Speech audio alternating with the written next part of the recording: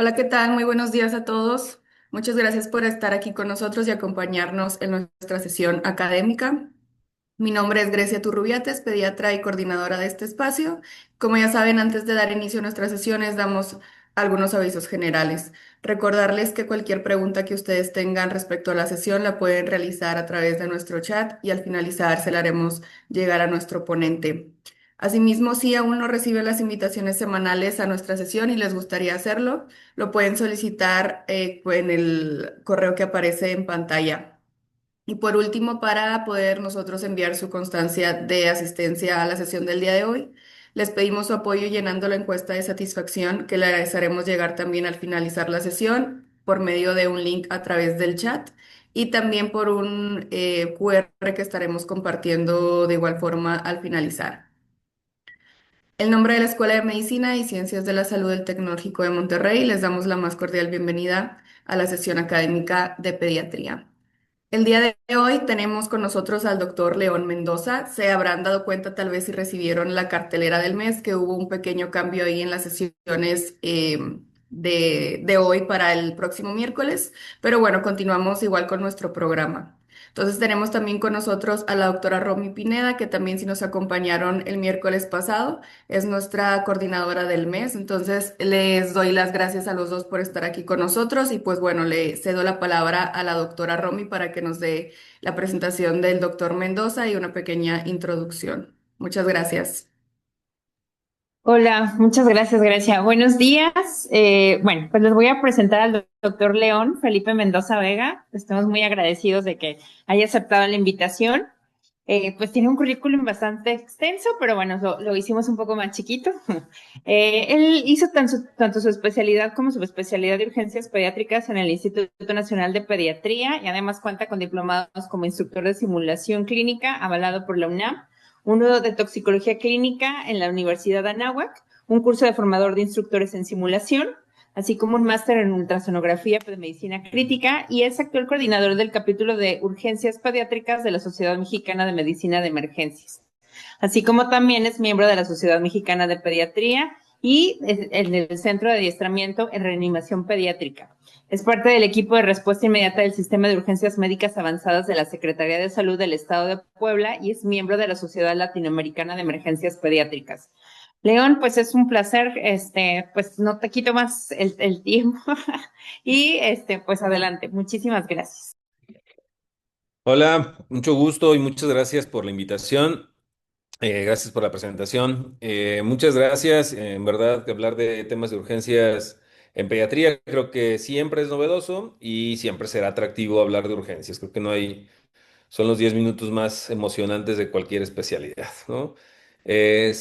Vamos a compartir esta charla con ustedes. Eh, Toca hablar del tema de sedación y analgesia en el paciente pediátrico. Y hay temas o conceptos muy importantes y novedosos que seguramente serán atractivos para ustedes.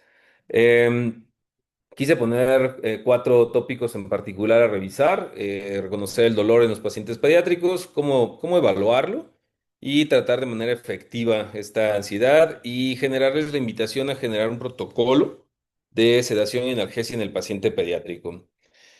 Esta imagen seguramente muchos de ustedes la han visto, la van a vivir. Adultos que pueden tener una fobia o una aversión al dolor, al contacto con los hospitales, a las batas blancas. Y seguramente algunos de ellos surgieron en su infancia y surgieron a través de generarles un trauma o un estrés postraumático constante a largo plazo, donde queda marcado en su psiquis y en su memoria el contacto con un evento doloroso. Y seguramente tuvimos algo que ver nosotros en la parte profesional médica, ¿no? Reconocer que el dolor es la principal causa de atención en urgencias, diciendo que no hay niño o no hay paciente hospitalizado en urgencias que no tenga algún espectro de este concepto llamado dolor. Por lo tanto, tratar el dolor es un derecho de los pacientes y una obligación de nosotros los médicos. Eh, el dolor o miedo es la primera causa de sufrimiento y angustia que puede tener un paciente, sea niño o no, al acudir a un hospital. Por lo tanto, el dolor es la patología misma, como parte de esto que puede ocasionar el que soliciten una atención en urgencias. Y la Asociación Internacional para el Estudio del Dolor lo define como una experiencia sensorial y emocional desagradable asociada o parecida con aquella posibilidad de generar daño. Eh, Sin embargo, el dolor se debe de conceptualizar como un acto individual. Y cuando lo vemos como individual, podemos muchas veces replicar palabras que hemos escuchado o dicho, diciendo, esto a mí no me duele, pero puede ser que a la persona que tengamos enfrente sí sea un evento doloroso. O ya te puse medicamentos, esto ya no tiene que doler, pero experimentan un dolor, por lo tanto es un evento completamente individual y tiene el sesgo de ser subjetivo. Pero hay muchos factores alrededor que lo incrementan o que exacerban en forma impresionante. Por lo tanto, el tratamiento del dolor nos enfrenta o nos pone en un reto de poder individualizar parte de este tratamiento al paciente que tengamos enfrente, ¿no? Entonces, esto hace que entendamos que la patología y los procedimientos dentro de un servicio de urgencias son per se dolorosos y pueden ser asociados al trauma o asociados al solo hecho de pensar que tendrán un trauma. Entonces, experimentar esto en extremo es personal, individual y multifactorial, con muchos componentes fisiológicos, emocionales, conductuales, del desarrollo y socioculturales, que en el niño cobran especial importancia porque tienen la incapacidad, a menor edad que tengan, de sentir o expresar ese dolor de forma correcta, ¿no? ¿Cuánto pagaría usted porque no le duela? Este fue una encuesta y una serie de, encuestas revisadas donde le preguntaron a un grupo de personas cuánto pagarían ustedes para que un procedimiento, por muy banal que sea, como un acceso vascular, no fuera doloroso. Y curiosamente, vean esto, 75% pagarían $15, que no es nada despreciable. Sin embargo, una tercera parte pagaría hasta $100 para que su acceso vascular no fuera doloroso. Y si alguien ha estado con un acceso vascular, pues sabe que es uno de los procedimientos más comunes cuando acudimos al servicio de urgencias, tener un acceso vascular. Entonces vean la importancia de qué tanto peso tiene el hablar de control del dolor y manejo del dolor. Em, y para esto tenemos que pensar en que existen mitos y realidades, ¿no? La primera es que se tenía el concepto, afortunadamente erradicado hace más de 15 años, que los niños no recuerdan experiencias pasadas. Y eso es falso, porque realmente recuerdan experiencias basadas y se ha vivido a través de historias de circuncisión en el periodo neonatal donde son niños que tienen una mayor estrés postraumático en sus siguientes años o 5 años posteriores a este procedimiento y sí recuerdan esas experiencias pasadas. Otro de los conceptos es que los niños toleran más el dolor que los adultos. Por lo tanto, también es falso y esto no es algo que eh, debamos de prevalecer en los servicios de urgencia. Los niños tienen la misma percepción del dolor que lo haría un adulto. La diferencia quizá es que lo expresan de manera diferente. Entonces, los niños tienen sensibilidad, desarrollo sensitivo como para poder percibir el dolor de una forma distinta, con expresiones diferentes. No necesariamente lo inhiben por esa inmadurez sospechada del sistema nervioso central en neonatos, por ejemplo. Eh, Hay más riesgos adversos o efectos adversos cuando damos analgésicos, lo cual, si lo tenemos en conceptos claros, efectivamente hay menos medicamentos aprobados en ciertos grupos de edad. Sin embargo, los que están aprobados tienen un rango de seguridad bastante útil en esta aplicación dentro de la población pediátrica. Por lo tanto, estos mitos y realidades nos llevan a quizá la más común cuando hablamos de esto. Se va a volver adicto, ¿no? Efectivamente, esta preocupación nace y prevalece derivada de un concepto real que terminó siendo una o termina siendo una epidemia en Estados Unidos, pero cuando lo aceptamos como profesionales de la salud, los responsabilizamos del uso correcto de esos opiáceos y los dirigimos en el momento correcto, esto resulta ser una opción muy segura de utilizar. Entonces, estos mitos y realidades nacen a través de conocer cómo funciona esto. Y esta es una vía de cómo funciona el dolor, cuál es la fisiología del dolor. Y primeramente anteriormente se pensaba que solo había una vía unidireccional del dolor, donde nacía en un evento periférico y obviamente llegaba a una zona receptora del dolor en el sistema nervioso central.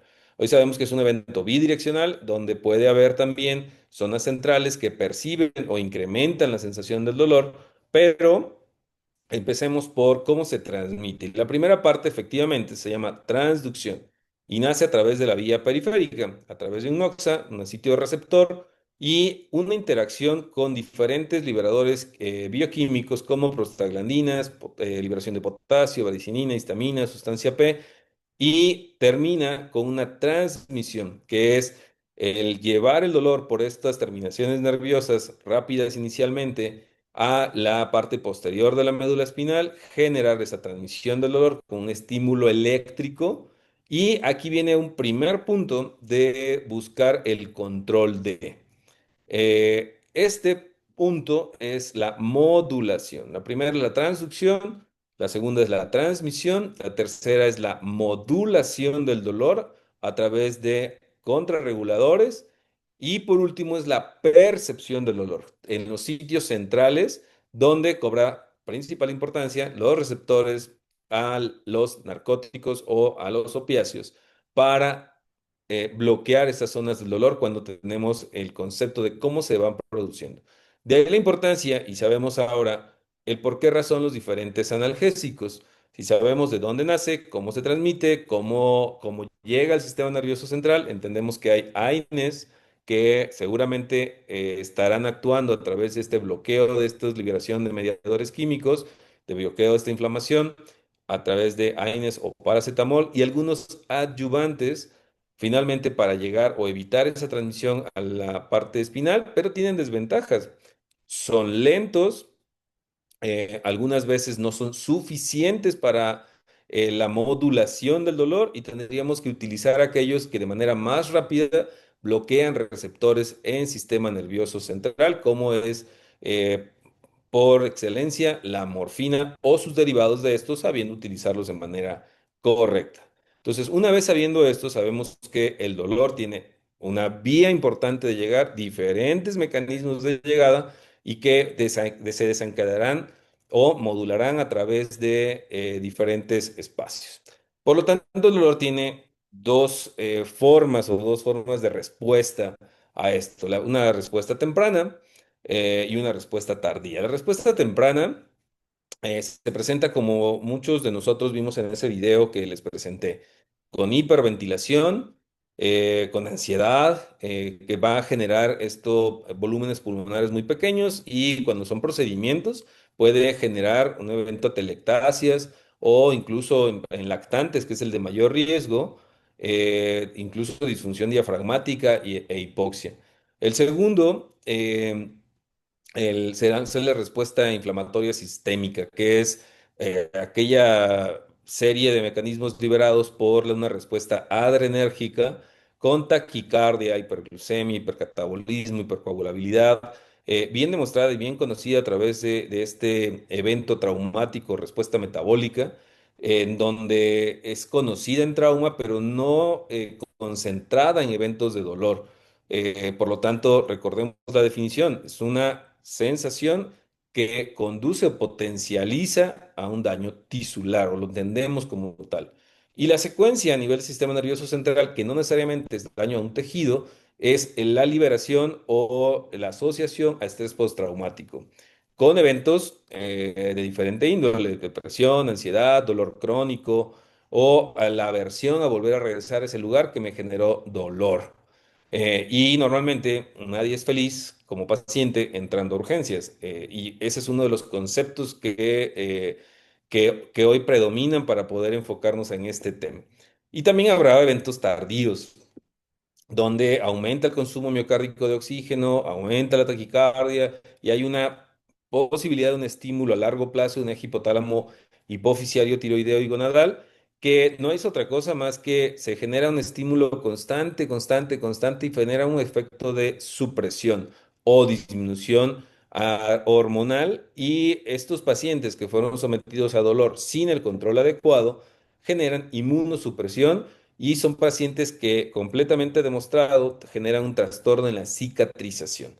Por lo tanto, son efectos propios del dolor sin considerar la patología por la cual les generó acudir al hospital a este evento del dolor. Por lo tanto, esto, especialmente en urgencias pediátricas, genera todo un reto, un desafío, porque el dolor en el paciente es subjetivo. Y si hablamos de pediatría, pues tiene un efecto todavía peor, porque son pacientes con una imposibilidad de transmitirlo, de hablarlo, de decirlo a menor edad que tengan, por el neurodesarrollo propio de la edad pediátrica. Concepto que cuando hablamos de una sala de urgencias llena, seguramente no es nuestra primera preocupación de qué tanto le duele y cómo lo voy a controlar o cuánto vamos a invertir en el manejo del dolor.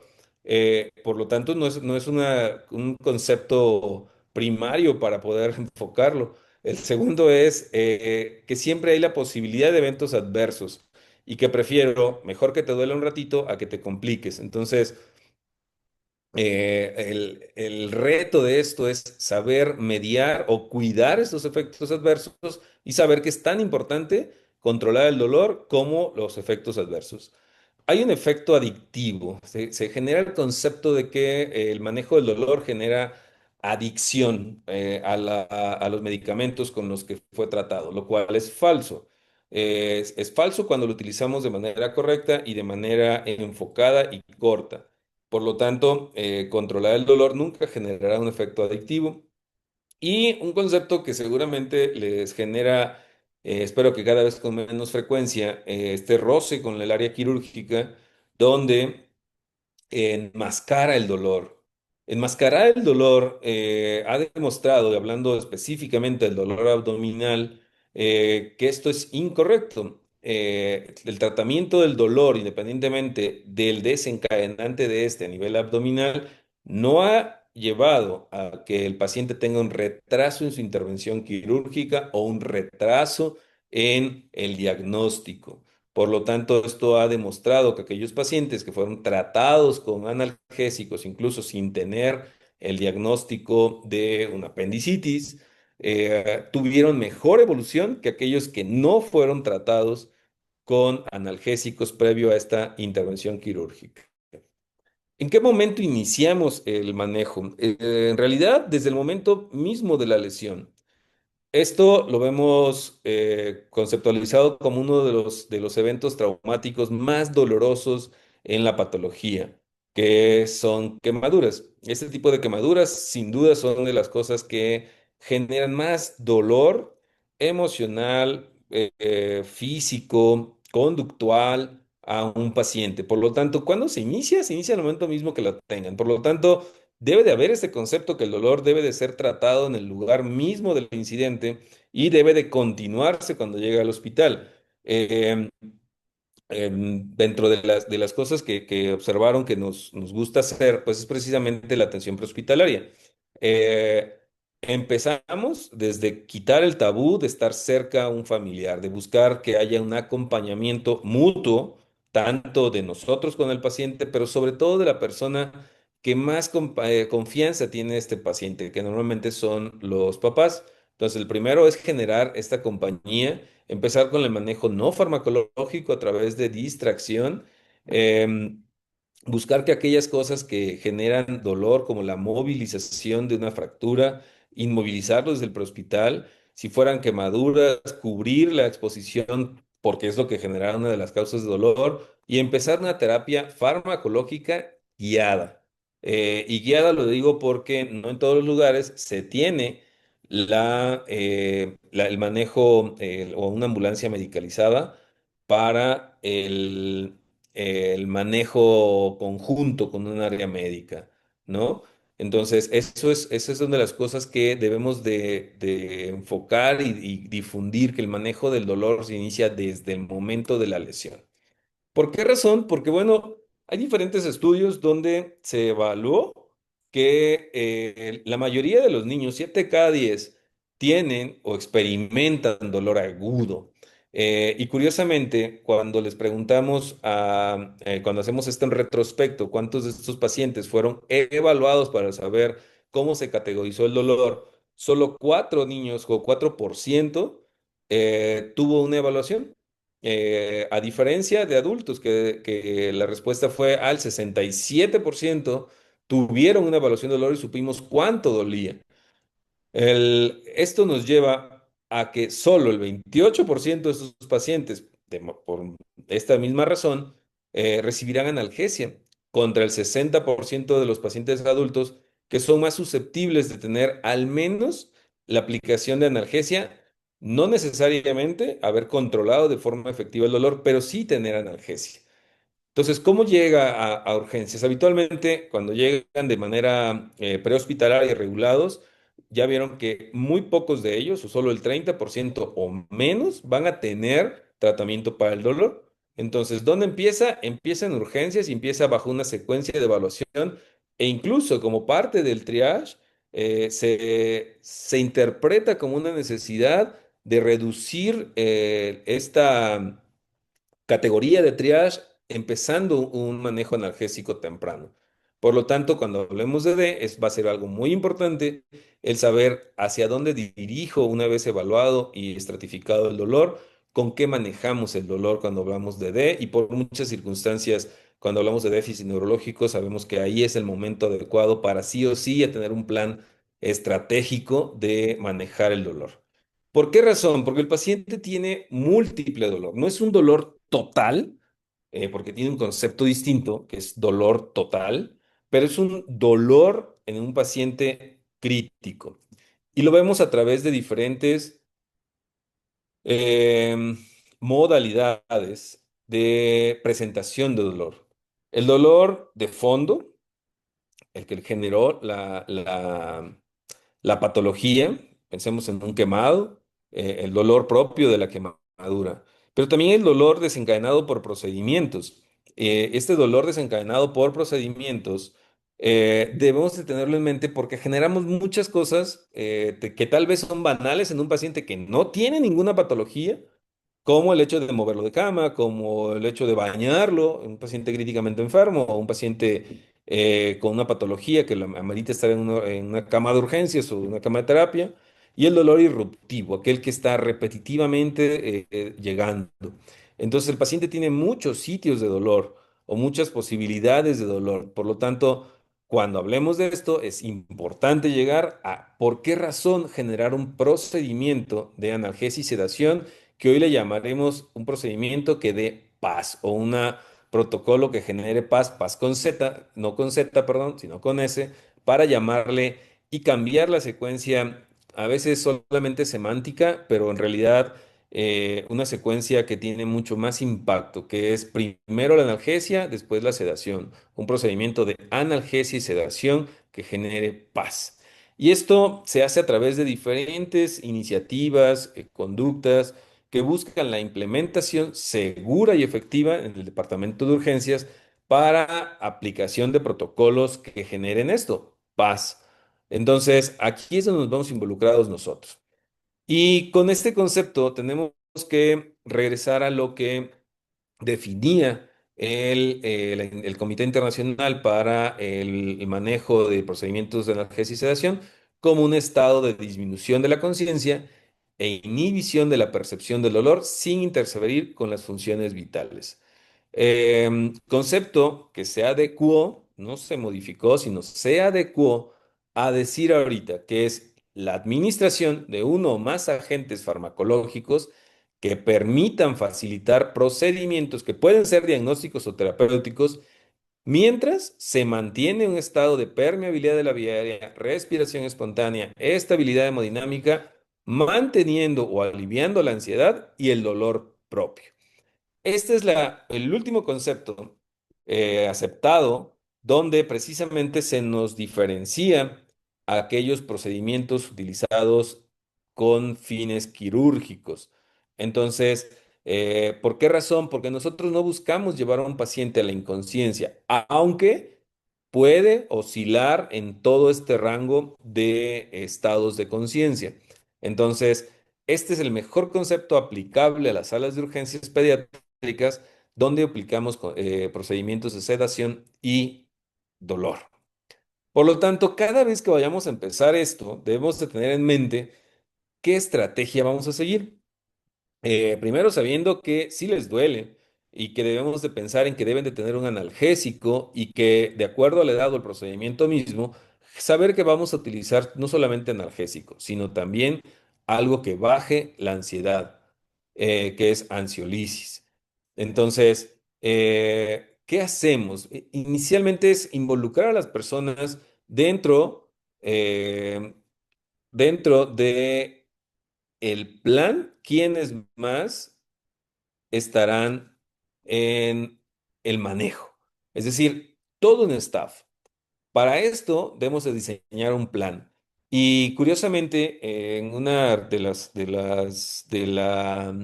revisiones hechas, incluso en el Comité Europeo, hay pocas áreas establecidas con un plan y las que tienen un plan, entonces hay pocas de estas que apliquen ese plan o ese protocolo.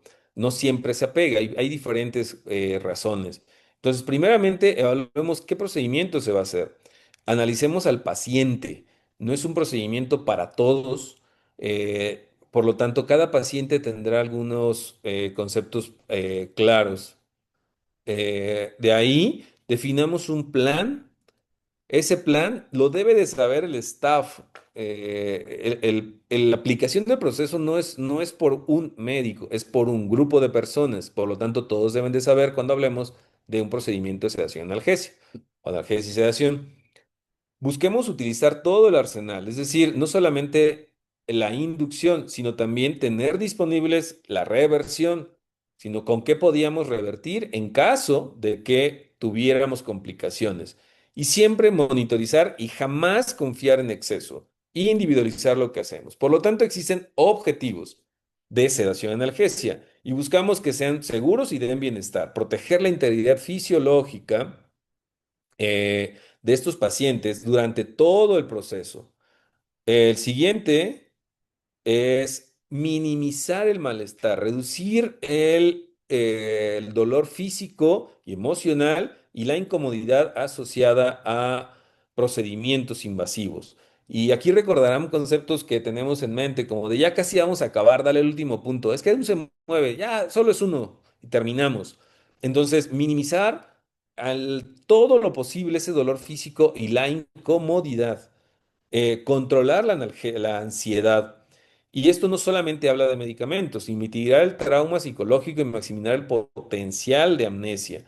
Lo ideal sería que si alguien fue operado, no se acuerde ahorita de qué fue lo que le pasó, si alguien tuvo una reducción, no se acuerde qué fue lo que le hicieron, generar amnesia del procedimiento y que si recuerda algo, sea a la persona que más quiere cerca, a que alguien le habló con honestidad y buscar a través de distractores. No son separados los manejos, son en conjunto, tanto el manejo no farmacológico como el farmacológico. Modificar la conducta, eh, controlar el movimiento para facilitar el éxito del procedimiento. Es controlar, saber que si vamos a hacer una reducción, habrá movimiento de otras zonas. Eh, y esas otras zonas es el otro brazo, alguien va a jalar, va a doler otro sitio de dolor, y tenemos que saber controlarlo y siempre buscar utilizar todo esto con seguridad. Y el procedimiento no acaba hasta que el paciente está sentado, de pie, con un checklist de salida y está en el estado basal donde se encontró. Entonces hay indicaciones y normalmente tenemos en forma este, em, común tres lugares o tres tipos de indicaciones. El primero, que es para procedimientos diagnósticos de imagen. El segundo es para el, como la tomografía, una resonancia. El segundo es para procedimientos diagnósticos, que es quizá de lo más común que utilizamos en urgencias. Punción lumbar, colocación de catéteres y saber que todas tienen una gran relevancia. Eh, y que el objetivo de la realización es el poder realizarlo en forma correcta sin complicaciones o con las mínimas posibles, eh, y que nos urgen tenerlas. Procedimientos terapéuticos, reducción cerrada, reducción de drenaje de abscesos, suturas, muchas de ellas. Entonces, esas son como las indicaciones más comunes. Y en diferentes lugares, aunque esta sea una revisión europea, en diferentes lugares el tipo de procedimiento va a variar mucho. Este tipo de procedimiento em, cambia mucho de acuerdo al lugar donde estemos. Un hospital general, un hospital rural, un hospital de tercer nivel, va a variar, digo, y seguramente siendo de los más comunes lo que aquí aparece, compartiremos, pero con diferentes instancias donde se van a utilizar suturas, reducción de fracturas, punciones lumbares, drenajes de abscesos. Entonces, esto va a ir variando de acuerdo al lugar donde nos encontremos. Sin embargo, hay una parte muy importante que debemos de recordar. De acuerdo al nivel donde se realizó este estudio, es lo que arroja de quién guió eh, la sedación y la analgesia, o la analgesia y la sedación. Ejemplo, en esta revisión, el 68% fueron realizadas por alguien de terapia intensiva o de urgencias. Cuando vemos dos conceptos diferentes, ejemplo, hay una revisión muy bonita de Italia, no hay urgenciólogos pediatras en todo el país, pareciera compararse mucho a nosotros. Eh, y el 82% en esos lugares fueron realizados por médicos pediatras. Eso significa, no hay un área única especializada en realizar estos procedimientos de sedación analgesia en algún servicio de urgencias. Es decir, en dónde debe de aplicarse, en donde hay un paciente que sufre. Ese sería nuestro concepto que tendríamos que llevarnos. La sedación y analgesia es utilizada por la persona o profesional de la salud en donde existe un paciente en sufrimiento. Por lo tanto, puede ser realizada por médicos pediatras, intensivistas, urgenciólogos, prehospital, enfermería incluso, pero la diferencia de esto en complicaciones es, se complica más donde no hay una protocolización. Por lo tanto, lo que nosotros buscamos es llevar a un paciente desde diferentes conceptos, desde sedación mínima y ansiolisis, a sedación moderada, a sedación profunda, y lo que no queremos hacer es someterlos a anestesia general. Eh, entonces, ¿cuál es si ustedes han visto alguna revisión de este tema, falta el concepto de sedación consciente. Y es en el 2021, en esa misma revisión que presentamos, fue cambiado. ¿Por qué razón? Porque es muy arriesgado y no controlado mantener a un paciente en sedación consciente. Estos eventos que tenemos son eh, llevados de un lugar a otro de manera a veces rápida y puede llevarse un paciente de sedación moderada profunda por la idiosincrasia, metabolismo de un paciente eh, y tener complicaciones. Por lo tanto, el concepto que se tenía de esta sedación consciente ha sido modificado de eh, este concepto a tener la parte de que estas son las cuatro escalas o cuatro razones donde vamos a estar presentes, ¿de acuerdo? Entonces, ¿cómo se presentan? Esto se presenta con sedación mínima de ioncelisis, donde se mantiene todo el tiempo la respuesta verbal, la aérea, la vía aérea mantenida, una respiración normal, cardíaca normal. En sedación moderada son pacientes que responden a la voz en forma mínima, pero la vía aérea está mantenida. La sedación profunda es aquella donde el dolor ha sido controlado en forma profunda, la respuesta verbal no se tiene, puede tener una mínima interacción, pero habitualmente se requiere asistencia para la respiración. Y la parte cardiovascular habitualmente es mantenida en forma espontánea. Y anestesia general no es lo que buscamos hacer. Entonces, va a haber indicaciones para esta primera parte de donde solo necesitamos no necesariamente analgesia, sino intervenciones de ansiolisis. Esas indicaciones son de procedimientos de analgesia y sedación, la más común relacionada a diagnósticos de imagen. Es decir, pacientes que necesitan una tomografía, una resonancia de manera relativamente urgente y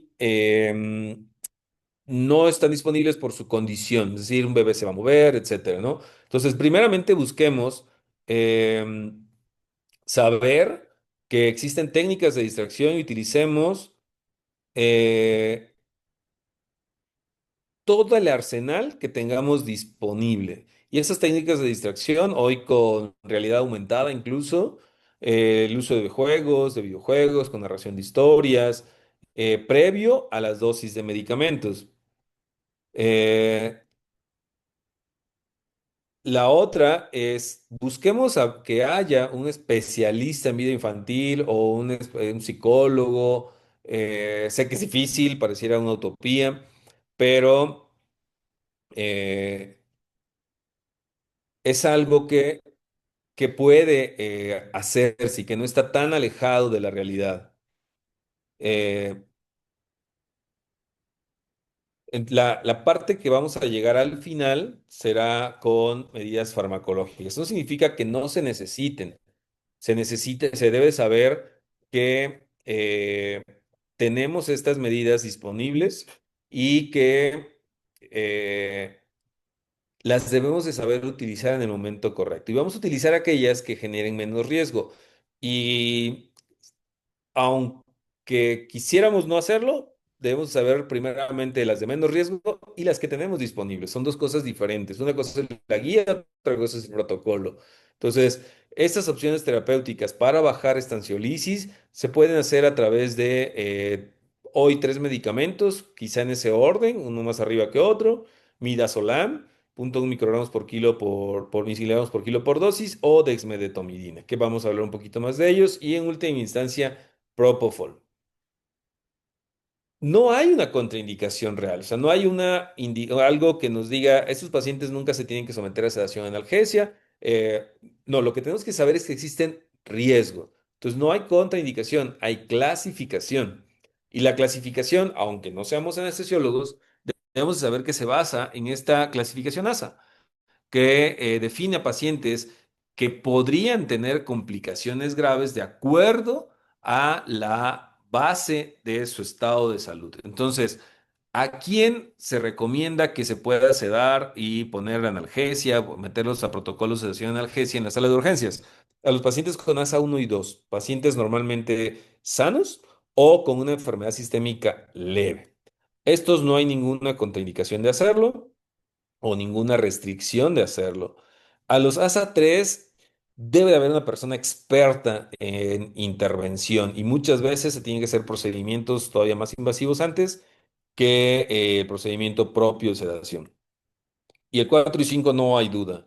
Estos deben de ser dejados para el quirófano o para el anestesiólogo. Eh, Hay riesgos y estos riesgos específicos de pacientes van a, independientemente de la clasificación de ASA, cuando esas están presentes, puede ser que sea un niño sano o con una enfermedad sistémica leve. Hay niños que sabemos que van a complicarse y que históricamente se han relacionado con complicaciones, como aquel que se presenta sin historia previa de por qué, estridor. Los menores de 1 año de edad los niños con condiciones especiales. Hablamos de condiciones especiales a niños con parálisis cerebral infantil, a niños que han tenido estado intubados previamente, cardiopatía no tratada o no corregida, hipoxemia preexistente y evidentemente los que tienen inestabilidad hemodinámica. ¿Con qué empezar? Aquí es, una vez que se diseña el plan, es compartir el plan. Y recuerden que estamos en una época de humanización o una necesidad de humanizar esto e involucrar a la familia, en el que le vamos a compartir este plan, no solamente en forma verbal, sino también en forma escrita, y eso lo conocemos en los hospitales como consentimiento informado.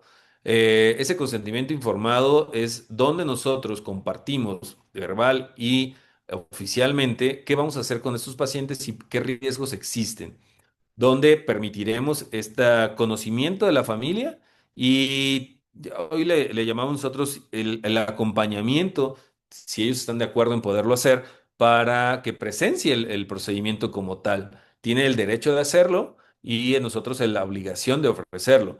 La siguiente es algo que ha marcado una diferencia, el escriba su plan. ¿Con qué lo va a hacer? ¿Cómo lo va a hacer? Tómese su tiempo para compartir este plan. No lo improvisen o no lo improvisemos. Buscamos compartirlo, anotarlo, dejárselos a todo el staff que tenemos para saber cuándo se va a hacer, quién lo va a hacer, cómo se va a hacer, dónde se va a hacer y cuando hemos decidido no hacerlo.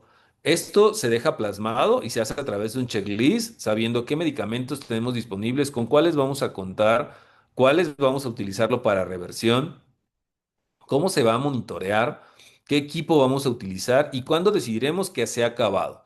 Pero también es importante registrar estos posibles eventos adversos, ya saber cuáles se pueden presentar y si se presentó o no se presentó. Es muy importante dejarlo plasmado y esto ha generado una reducción de eventos adversos en rangos muy amplios según la revisión que encuentren, pero desde el 20 hasta 80%. Todo equipo nunca sobra.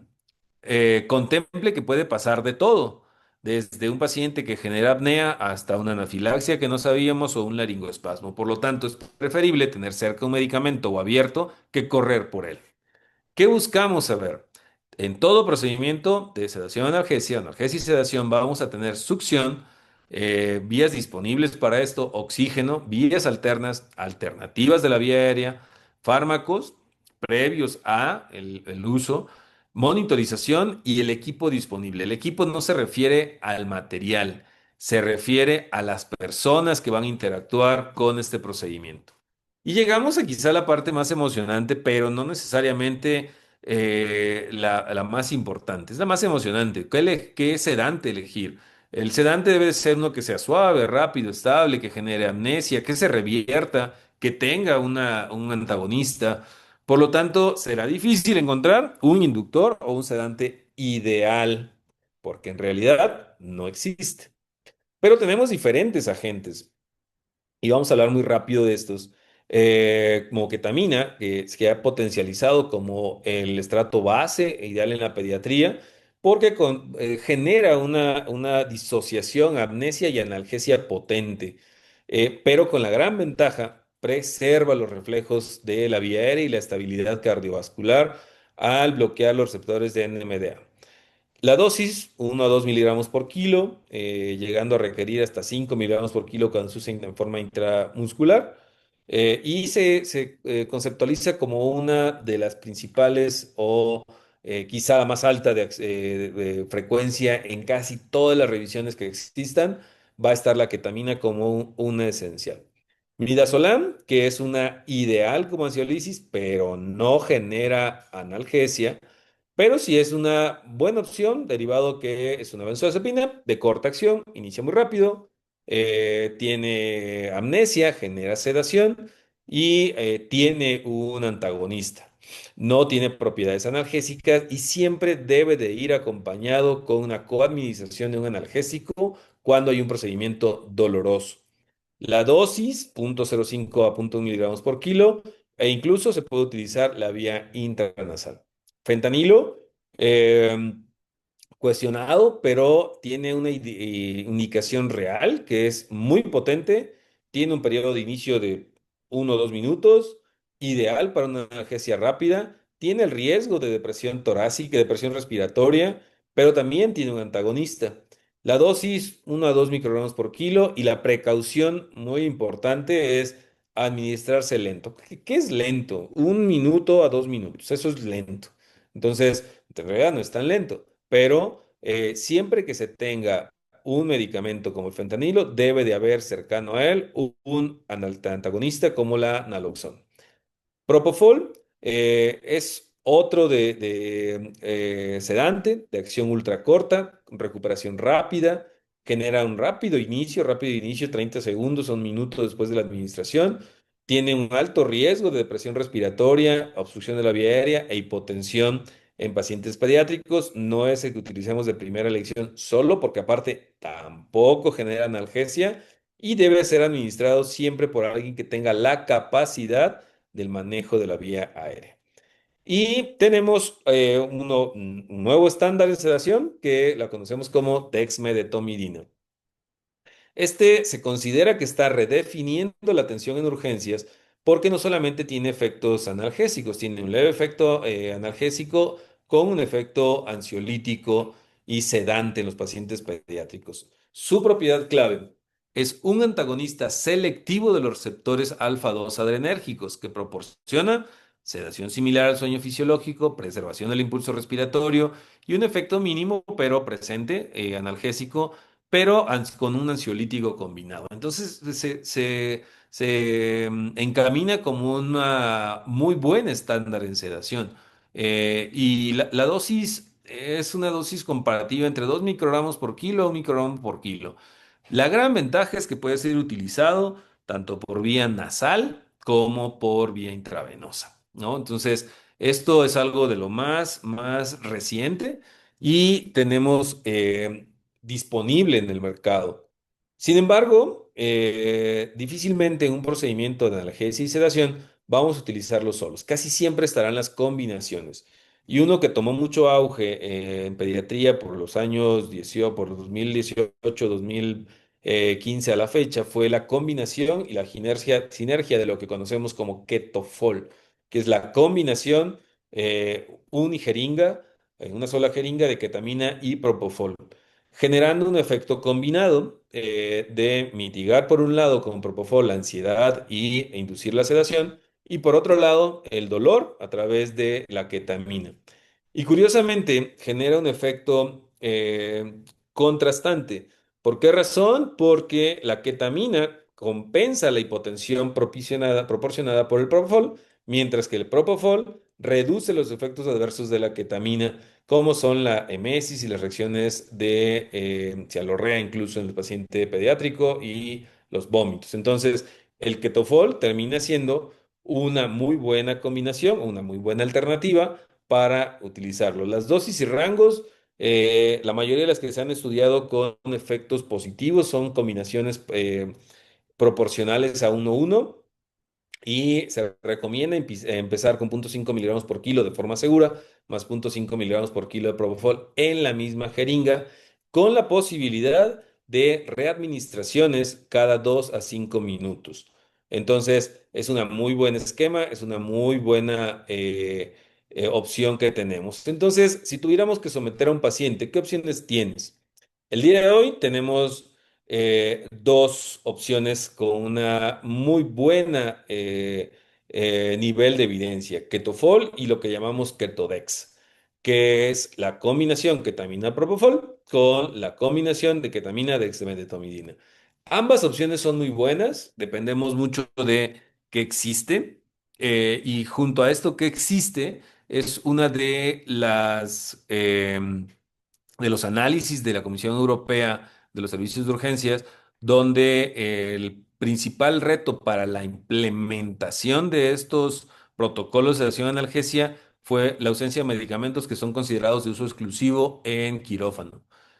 Por lo tanto, el reto más importante será qué tengo disponible. De ahí que marca una de las diferencias.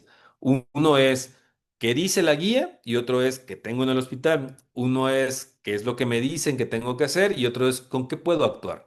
Entonces, el paso inicial cuando hacemos un protocolo de actuación médica o un protocolo de atención médica es saber qué tengo disponible. ¿De acuerdo? Entonces, ambas opciones tienen que saber que es una muy buena opción, que tiene muy buenos retos, bajas complicaciones y que podrían estar disponibles para procedimientos de analgesia y sedación. De no tener estos, la recomendación, les diría, es ketamina midazolam. Esta ketamina midazolam es algo de muy buena combinación, tiene un poquito más de efectos adversos, pero sigue siendo muy segura. Y como última opción, tendríamos la combinación propofol-fenta. ¿A qué se ha asociado más? Depresión respiratoria, hipoxia, retención de CO2. ¿Qué hacemos cuando hacemos esta aplicación? Quizá lo más importante no es seleccionar el analgésico o el sedante ideal, sino es saber que siempre existe una complicación, una posibilidad de complicaciones. Y el objetivo es identificarlas en forma temprana. Eh, Hay dos cosas esenciales de tener siempre que se va a ver hacer una inducción, una sedación analgesia: la monitorización y la capacidad de las personas para revertirlo. Por lo tanto, en el equipo debe haber una persona al menos con PALS, con la capacidad de reanimación avanzada pediátrica. ¿Por qué razón? Pues porque siempre existe esa posibilidad de complicaciones, ¿de acuerdo? Y saber utilizar el arsenal terapéutico que tengan. Preoxigenar, la respuesta es, hay controversia, se prefiere siempre tener cercano el oxígeno, hacerlo única una vez que el inicio de la sedación inicia, no antes, sobre todo en pacientes pequeños, pequeños de más o menos de 2 años de edad, porque colocar una mascarilla o puntas nasales les genera ansiedad. Y lo idóneo es siempre tener tanto la capnografía como la oxigenación, ¿no? Entonces, ¿qué cuidamos? Dos cosas importantes que son las de detección más tempranas: CO2 en ese orden y saturación. Curiosamente, ¿en qué momento se presentan? Los eventos adversos se presentan en los primeros 5 a 10 minutos de la sedación. Por lo tanto, piense que el procedimiento que va a hacer no debe de durar más de 5 a 10 minutos. Eh, Puede durar más, solo advierta que mientras más tiempo pase, más riesgo tiene de complicaciones o eventos adversos. Y el segundo momento no se presentó durante el procedimiento, fue posterior a él. Posterior al procedimiento de sedación analgesia es cuando se presentó el evento adverso de saturación, de vómito, de apnea, y se presentó por pensar que el procedimiento había terminado. Y eso es una de las cosas que vamos a cuidar.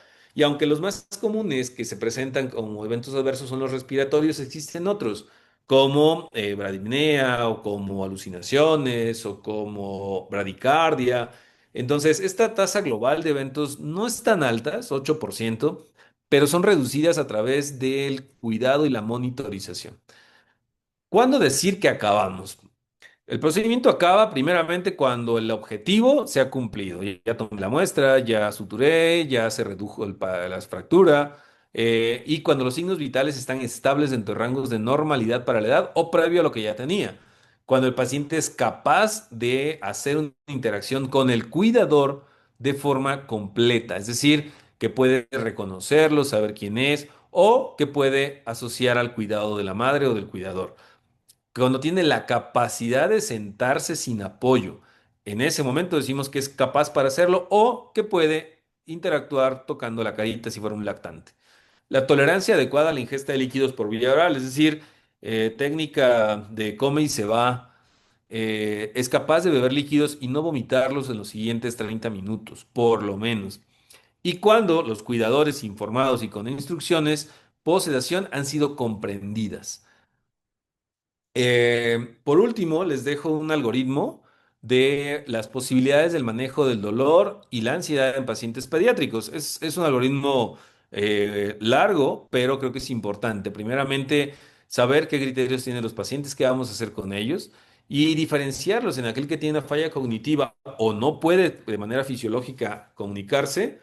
eh, Cuando son capaces de hacerlo, pero tenemos que controlarlo nosotros en urgencias, saber que para sedación analgesia nos iríamos a la a la columna de la izquierda, saber que de primera línea podríamos recomendar ketamina dexmedetomidina, como segunda opción ketofol y como tercera opción dejaríamos casi a la par fentapropo con midaqueta. Entonces son como esta parte importante de eso. Pero es muy importante recordar que cuando son procedimientos para una patología que continuará, es decir, un paciente quemado, un paciente herido, un paciente con trauma, debe de tener una analgesia base, recordando el mecanismo fisiológico del dolor. Es decir, si fuera un proceso que genera inflamación, deberá de quedarse con un AINE, ibuprofeno es una muy buena opción, o paracetamol si no genera inflamación. ¿Ok? Entonces, para concluir, usaría que no lo olvidemos, no subestime el dolor de un procedimiento.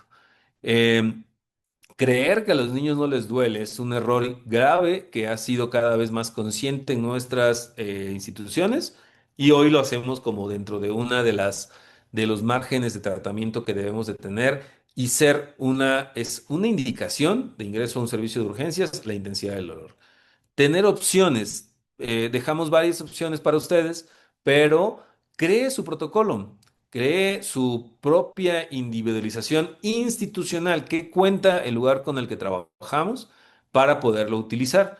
Y la última, planee de acuerdo a su capacidad.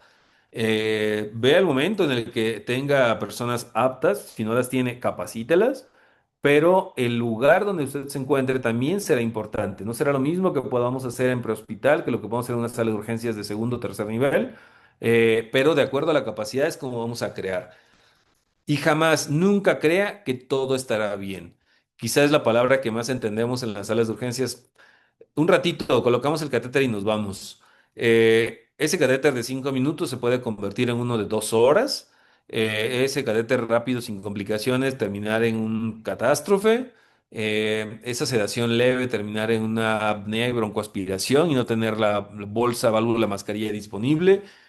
Por lo tanto, no confíe en que todo estará bien. Piense que existe un 8% de complicaciones y que usted no quiere ninguna de ellas. Pienso que lo más importante de trabajar en urgencias es el equipo que se conforma dentro de él y nosotros somos los responsables de motivar, inspirar y generar práctica en ese equipo.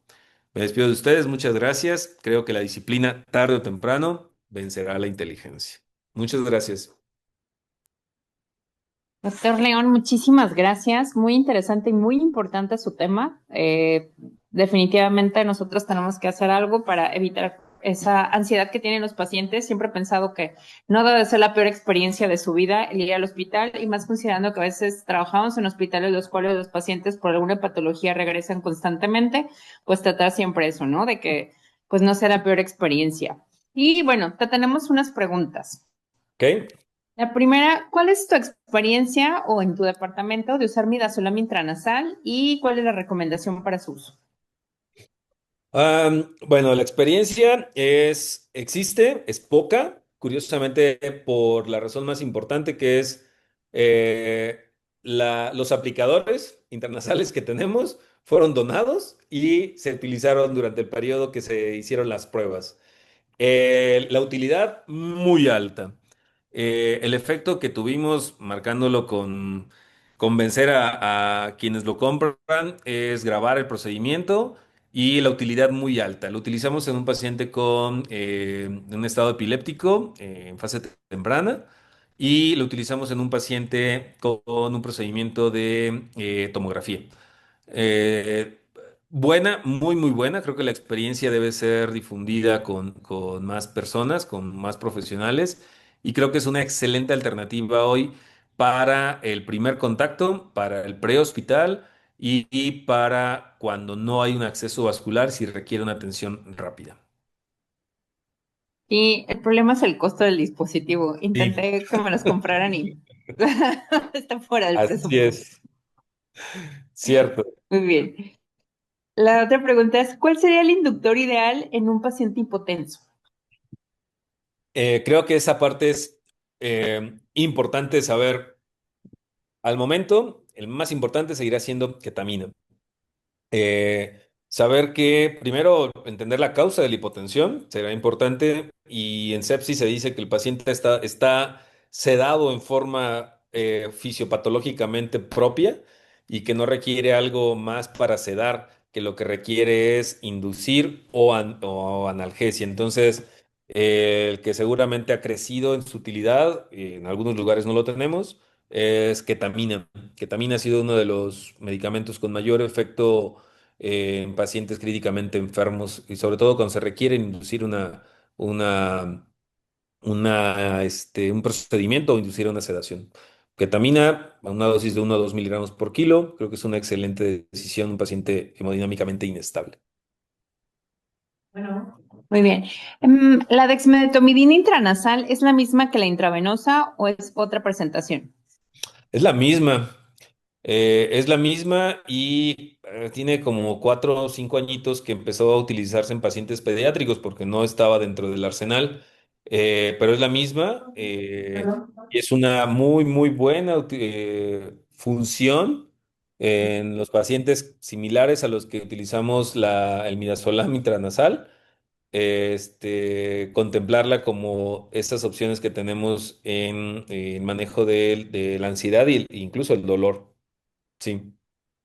Muy bien. Y la última, ¿hay alguna patología en la que no se recomienda la ketamina? Hoy en día ya no, diríamos que la primera sería el paciente que tenga alergia a esta. Sin embargo, los mitos sobre aumenta la presión intraocular, genera una hipertensión intracraneal, aumenta los picos de hipertensión intracraneal, aumenta la hipertensión arterial, han ido disolviéndose gradualmente. Y creo que el día de hoy se considera uno de los medicamentos sedantes, analgésicos más seguros que existen y con muy amplio margen de aplicación. Diríamos que, salvo fuera de la alergia demostrada a la ketamina, habría muy pocas o ninguna contraindicación. Muy bien. Muchísimas gracias, León, por todo esto que nos compartiste. Es muy importante. Y pues, eres bienvenido a estas sesiones cuando gustes. No, muchas gracias a ustedes. A mí me emociona mucho hacer esto. Y pues nada más que agradecerles su invitación y quedar pendientes para una siguiente. Muchas gracias a todos, gracias por acompañarnos, gracias doctor Mendoza y doctora Romy, pues nada, que tengan un excelente día y nos vemos el próximo miércoles. Hasta luego, muchas gracias. Ay, gracias.